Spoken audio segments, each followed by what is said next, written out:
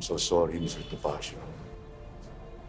Sigurado ko po sa inyo na may mananagot sa nangyari na ito. At di na po ito mauulit. This is your fault, Mr. Dimaranan. Ikaw ang may command responsibility sa anak ko dito sa school na to. You better find the culprit. And you better pray na mabuhay si Zen! At kung hindi, I will sue you! And I will sue this school! And I will make everyone pay for it! Uy, balita ko, wala pa din kaumali si Zen. Kaya, sayang, hindi siya nakaabot sa kuhaan ng class picture. Karma niya yun. Bully kasi. Pero, tumalon kaya talaga siya o itumulak sa kanya. Balita ko kasi lagi siya sinasaktan ng tatay niya. Dahil doon kaya, nagpakamatay siya. Pwede ba itigil niyo ng mga chismis niyo dyan? Hindi siya nakakatulong. Wow! Sorry, Lucy, ha? Baka naman kasi tinulak mo. Di ba lagi kayo nagsasagutan ni Zen? Kahit lagi kami mag-aaway ni Zen, hindi ko siya itutulak. Eh bakit ang defensive mo? Sus, eh balita ko nga, nawala ka nung nalaglag si Zen. OMG! Nakakatakot ka, Lucy. Hoy, Fur. kayong dalawa, aga-aga nang bibwisit agad kayo eh.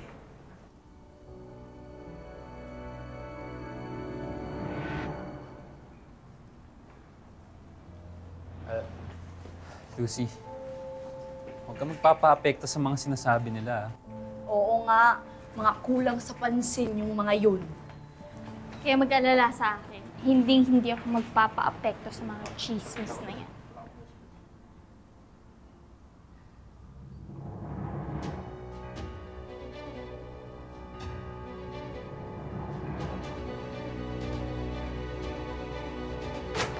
Lucy. Sino naglagay nito, ha? Lucy, kalma lang. Sino naglagay nito? Lucy! Sino naglagay nito? Hoy, tigil nyo nga yan! Tigil nyo, ayoko makikita yan, ha? Parang ang ganda mo sa picture na to. Ikaw ba may pakana nito, ha?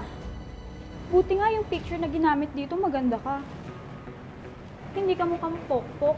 Wala akong kinalaman sa aksidenteng nangyari kay Zen. Nakita kita, umalis ka bago malaglag si Zen. Hinahanap ko lang si Helen. Dahil alam kong pagdidiskitahan niya si Helen. At ang kapal mo din, ano? Idinidiin mo pa rin si Zen kahit nasa ospital na siya. Wala akong kasalanan ginawa.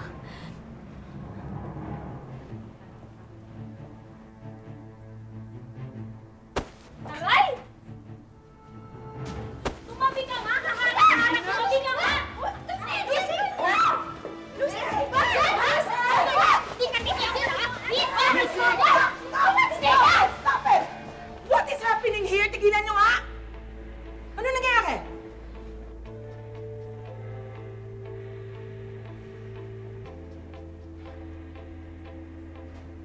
All of you, ha? To the principal's office now! Georgina, I understand na affected ka at nasa ospital pa ang best friend mo na si Zen. Pero hindi lisensya yun for you to act out and bully people.